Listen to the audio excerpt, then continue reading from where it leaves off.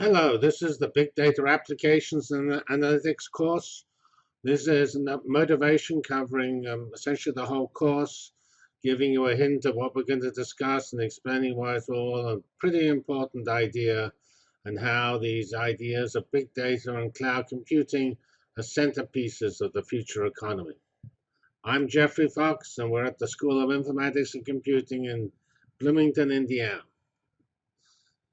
In this first lesson, we're going to give a broad introduction to these ideas.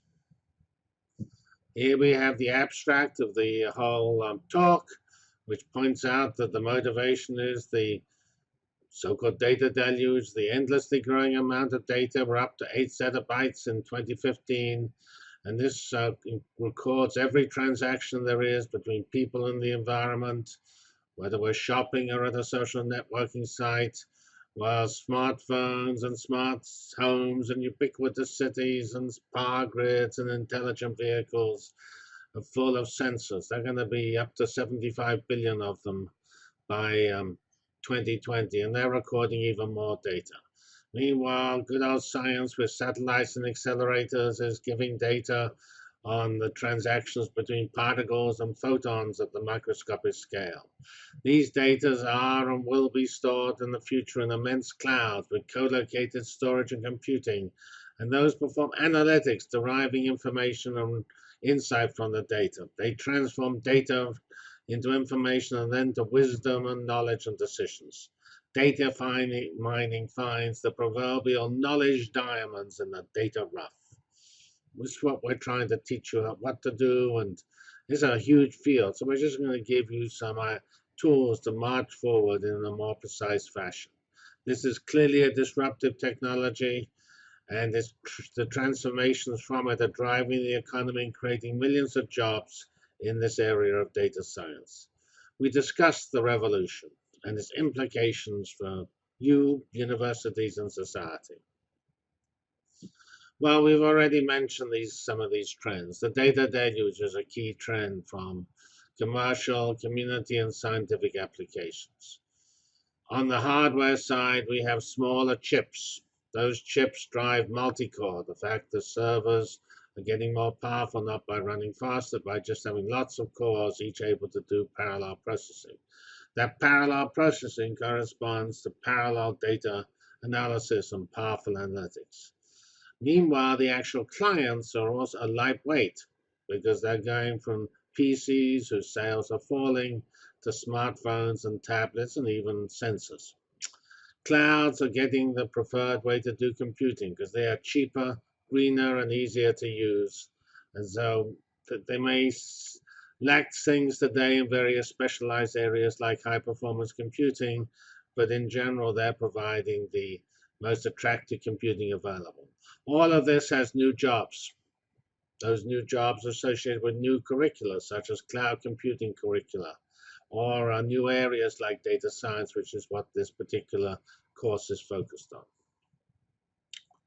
Here we have a famous chart which Gartner produces every year. It's the so-called hype cycle.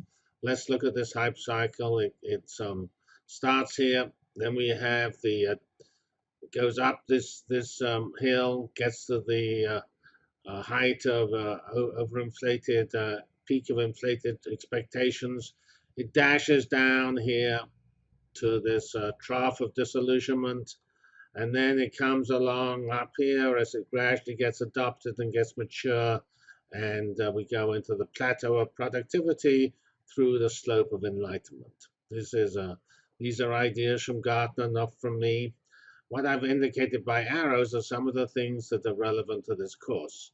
We have big data up here. It's still climbing in 2012, it's climbing the technology expectation hill.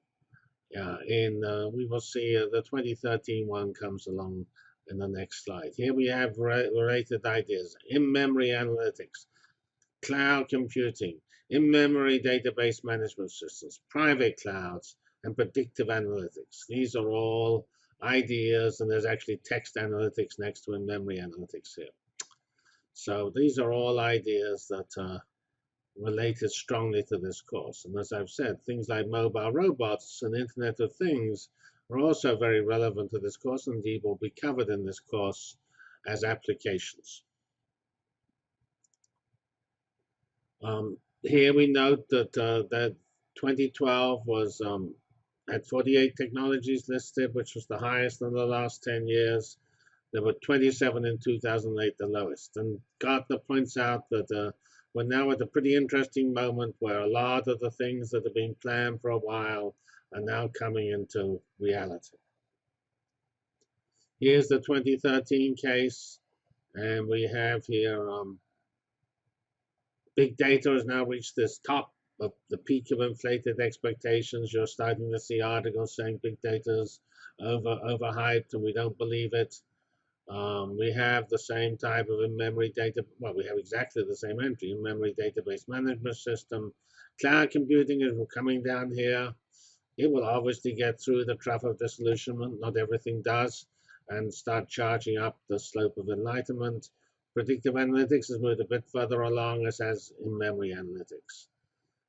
I think text analytics does not appear to enter it this year. So if you look at Gartner's 2013 presentation, they divide their enabling technologies into 3 areas: machines understanding humans and the environment. That's what sort of robots do. Humans understanding machines, and machines and humans just becoming much smarter, possibly by working together. And the areas in this class are largely in the area of machines and humans becoming smarter. And of course, they're becoming faster. And they have these driving technology areas, quantum computing, analytics, neurobusiness, big data, event processing. That's all to do with, that's all done in clouds, in-memory databases, cloud computing, in-memory analytics, and predictive analytics.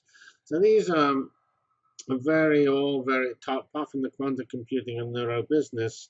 These are effectively topics covered in this class. Gartner also produces every year the so-called priority matrix, which is pretty interesting.